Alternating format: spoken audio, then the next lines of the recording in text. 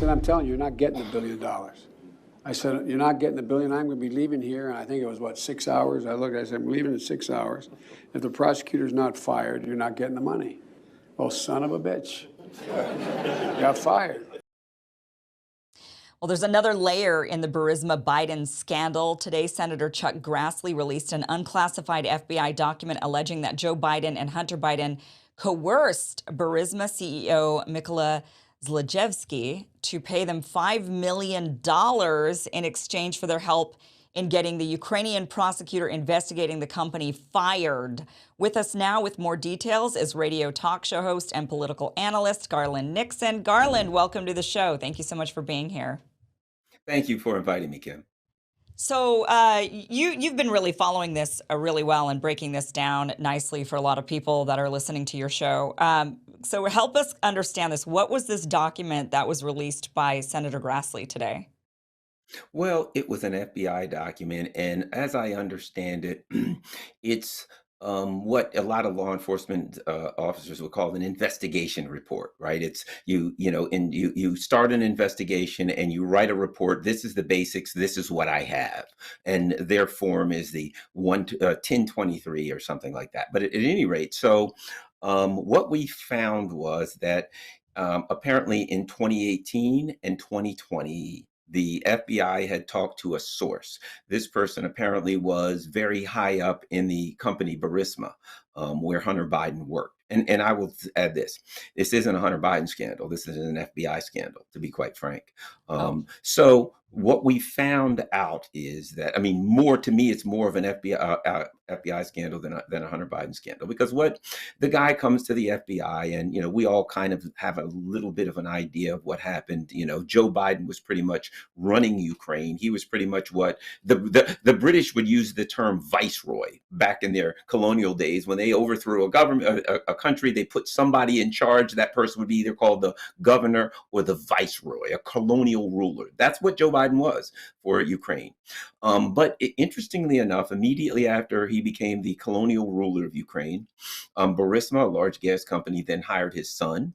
And they also hired a guy named Kofor Black, who was a very high-ranking former member of the CIA. And they also hired the former prime minister of Poland. So it was a shady crew going on here. Well, what we found out now is one of the high-ranking members of this company, Burisma, went to the FBI and told them a number of things, including that they hired Hunter Biden specifically so that he could use his father to get the cases. They had a number of investigations going on against them specifically so that his father could get those cases closed. In fact, an email recently came from was unearthed from Hunter Biden's laptop, in which the guy sent an email complaining to Hunter Biden saying, look, we wrote up what we wanted you to do, and you didn't write in there that your job was to stop these cases. And he said, but I understand if you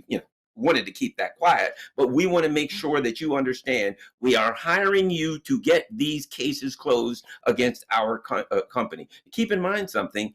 We saw the video. A month later, Joe Biden fires the prosecutor in there, and he hires a new, the equivalent of our attorney general. He hires a new person, but the government in Ukraine had to change the law because the new, quote, I guess, attorney general that they hired wasn't even a lawyer. So they bring a guy in who's not a lawyer. The guy closes all the cases. It's over. This guy also tells the FBI, I have audio recordings. When I talked to Hunter Biden and Joe Biden, I recorded the audio and I got them just in case I got in a jam. He spills the beans on everything. Yeah, they're rotten to the core. We paid him. And he says in there, I had to pay $5 million for each Biden. Now, does that mean Hunter and Joe? Does that mean Hunter and his brother? But I would think that the FBI would be inclined to look into that. So This is 2018 and 2020. Remember, June of 2020 is one of the times that they did that. Now, think about why I say it's an FBI scandal. An informant comes to the FBI and says, this stuff about Hunter Biden this is it.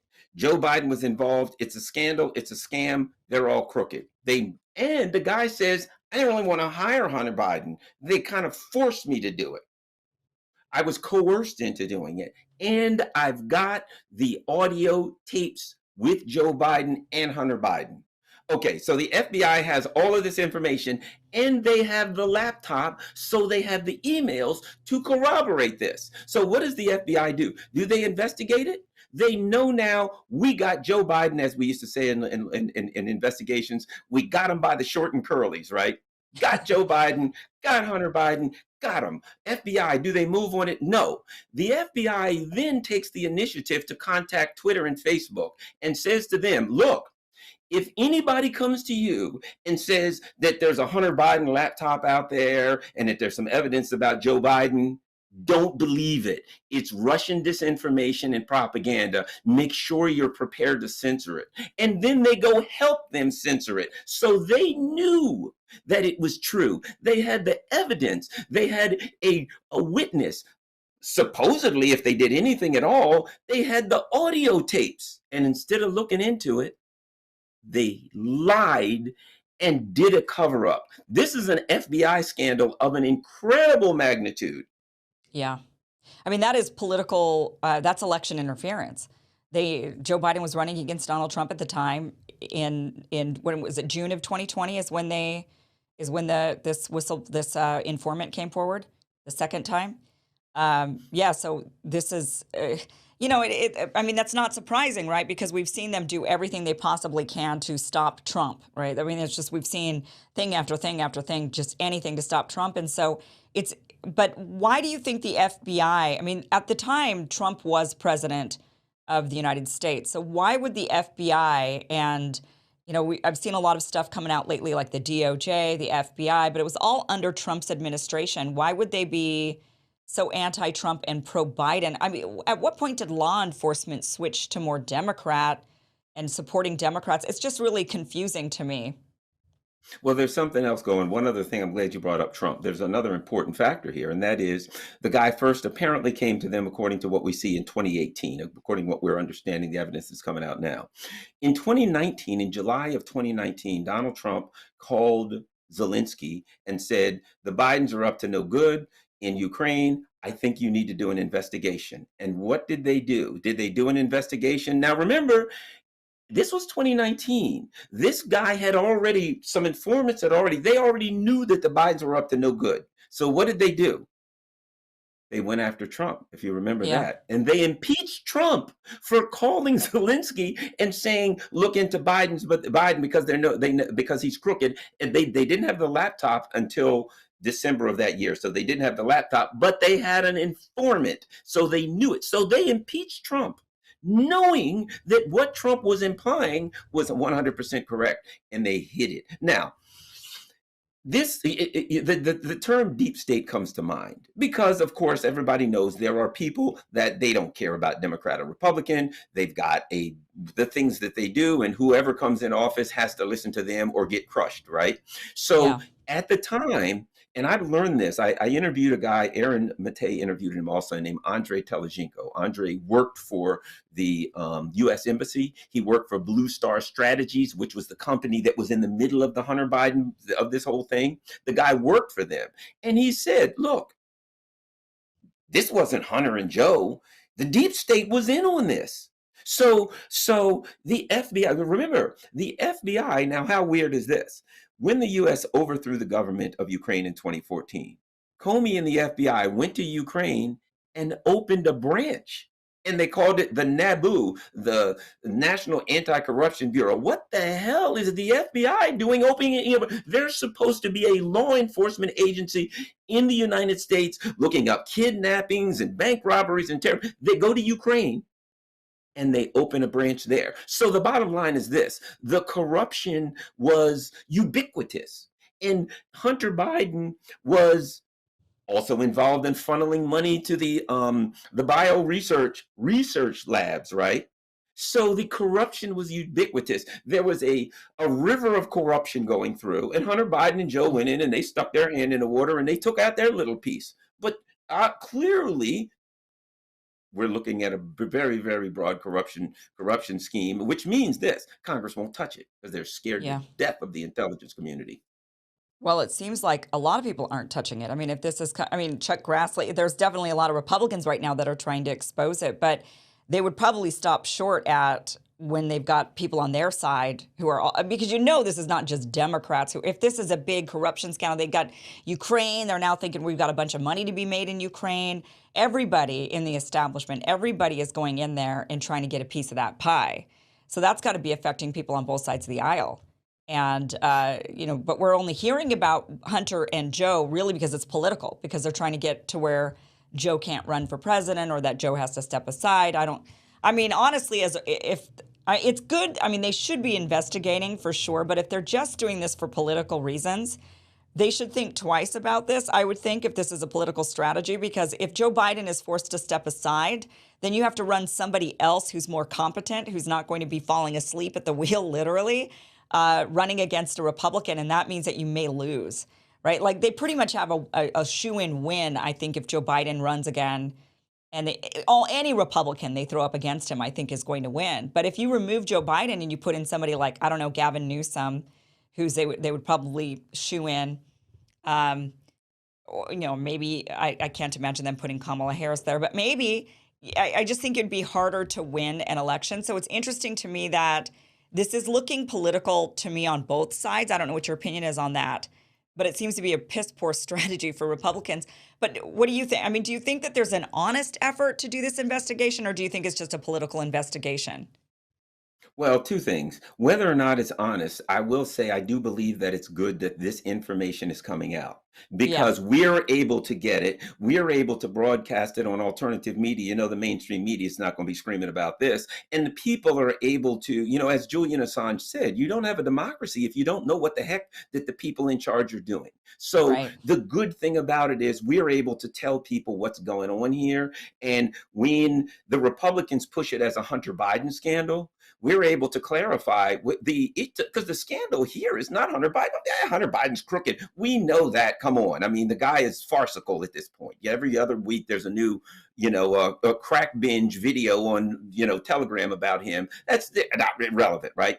But the reality is you have to look at it and say, wait a minute. I mean, when you look at what the FBI has done over the past several years, where they have literally lied and covered things up. When we look at the Trump investigation, they literally lied and covered things up. They made up things. Add this. A lot of the information regarding, or a good significant amount of the information regarding the Trump and the Crossfire Hurricane investigation came out of Ukraine. Yeah. When they took out Paul Manafort, where did that information came from? It came from Naboo. It came from the FBI's branch in Ukraine that took out Manafort, and they had to come back after the investigation and say, oops, that was fake. All of it was wrong. It was actual fake information that the FBI put in and said, Manafort's got to go. We have this ledger where he did all of this dirt. And as soon as Trump won, they said, oh, yeah, by the way, that information with the ledger was all false. Oops, sorry about that. So what we are seeing here is the deep states being exposed. And now the question is, I mean, come on. You and I are looking at saying, the FBI had this in 2018 and 2020, and their reaction was to call Twitter and lie? Yeah. This is the minimum in law enforcement. You know what I'd have been charged with? Malfeasance of duty. Minimum is malfeasance. You have a duty to do that investigation, and nobody's being in charge. Where's the special counsel? I don't think there will be one because of the Republicans are scared to death. This would expose the deep state and the endemic corruption there. Joe Biden's other boy, his name is Amos Hochstein. Look that name up. When he was in the Biden administration, at the same time Hunter Biden goes to Burisma, there was another company called Naftogaz. That is the official gas company of Ukraine.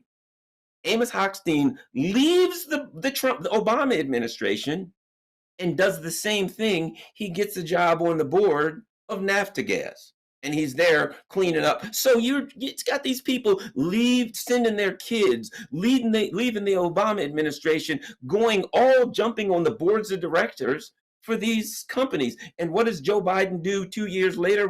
As soon as he gets in, he calls Amos Hochstein. Look it up. Anybody can look this up. Just search it. And he assigns Amos Hochstein as the guy to stop the Nord Stream pipeline from going through and being enacted. And Amos Hochstein is over in Israel. Last time I checked, he was in Israel, and he was working on these gas fields that Israel's trying to steal from Lebanon. They're trying to steal the gas from like Lebanon and the Palestinians. So Amos Hochstein's in the middle of that. But where was he a couple years ago? Just like a Hunter, he was in Ukraine on one of the gas boards, and he's one of Joe Biden's right-hand men. They ain't gonna touch this. They ain't touching it. Yeah. Oh, by the way, and who blocked Andrei Telizhenko from coming to Congress? He was supposed to come to Congress and testify. Mitt Romney blocked it, so he couldn't testify. So are they going to look? They literally blocked the guy that was coming to Congress to testify about this corruption, a guy who worked for the U.S. Embassy, a guy who worked for Blue Star Strategies, a guy who was the assistant to the prosecutor general that got fired. He knew about the cases. He worked on the cases. Mitt Romney blocked him so he couldn't go and testify to everything that he knew in front of Congress.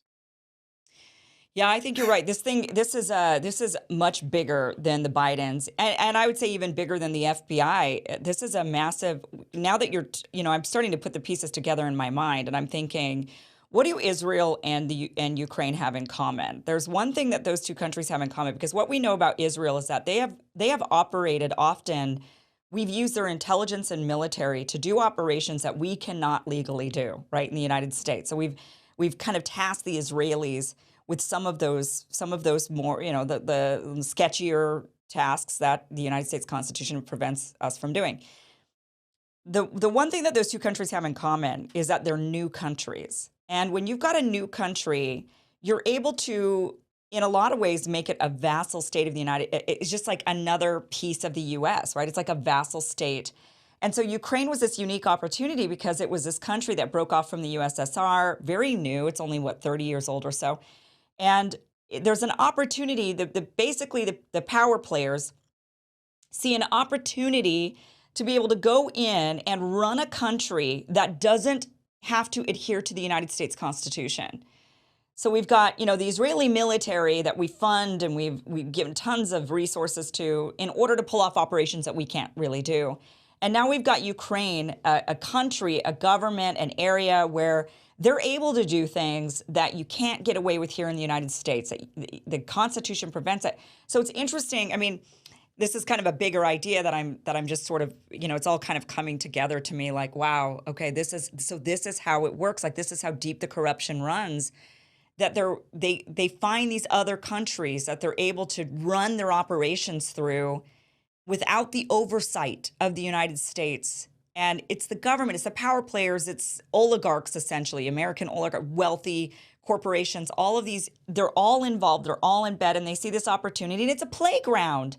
It's like their version of Vegas, right? It's like government Vegas. Yeah. Think of Havana before the revolution in Havana. That's what it was. The mafia was there. The CIA was there. The rich people. And what did they do? They went there for their sexual escapades, for drugs, anything they wanted, they did in Havana until, Castro overthrew it and took that. But it was a playground of crime and corruption. So what did they do? They take over Ukraine, one of the most corrupt countries on earth. And now they it's go a in there playground. and they're like, man, everybody's going to get paid here. And right. now, and so they're all doing it. The problem they have is some of this stuff is coming out. And the thing I find interesting is you got to ask the FBI. This guy contacted you and said, okay, I've got audio tape of Joe Biden. Yeah. Yes, I talked to him and I got and I have recorded the conversations. What'd they do? Did they have the conversation? Did they ask him? I bet they destroyed him. If they probably got him and tried their best to destroy him. And I'm wondering where this guy is and what his health is like today. And if he's healthy, he better watch his back. I'll just put it like that. They probably also don't want to investigate because, it's just like, why members of Congress don't point at the other one for corruption and taking big money. It's because they're all doing it. And so nobody wants to really investigate because, okay, you've got tapes of this guy talking, but you probably have tapes of this other guy and tapes of the other guy and maybe tapes of me. So let's just push this under the rug. There's a big, it's like Vegas. Like, you don't want to expose one cheater because then all of us are going to be exposed. So let's just push this under the rug and not talk about it. Unreal. Garland, thank you so much for joining us and really painting the picture of this, because you're right. This is a much bigger scandal, I think, than just Hunter and Joe. And, this may go much, much deeper than that. Where can people listen to you so that they can get more of this great information? Follow me on online at Garland Nixon on Twitter, and of course, I have my YouTube show. That's where you can find me. I'm there pretty regularly. All right, Garland. Thank Pretty you so much much for at joining least us. every other day or every day, I'm doing a video about something. Well, all right. Great information. Thank you, Garland. Thank you.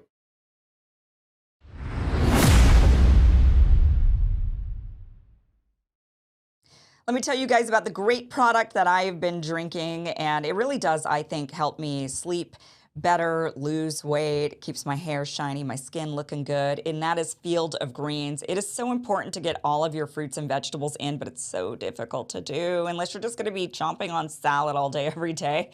It's difficult. So Field of Greens makes it easy to get in all of the fruits and vegetables that you need every single day. And I tell you, I know women that have been now drinking this product, older women that their hair had stopped growing. They're in their 60s. They started drinking this stuff and their hair starts growing again. So it's really important to get fruits and vegetables into your diet. Field of Greens makes it easy. This is a powder that you just mix into your ice water and you shake it up or you stir it up. It's nice and thin. It's not a thick shake or anything like that. It's more like a juice or like a tea. I think it's like a tea.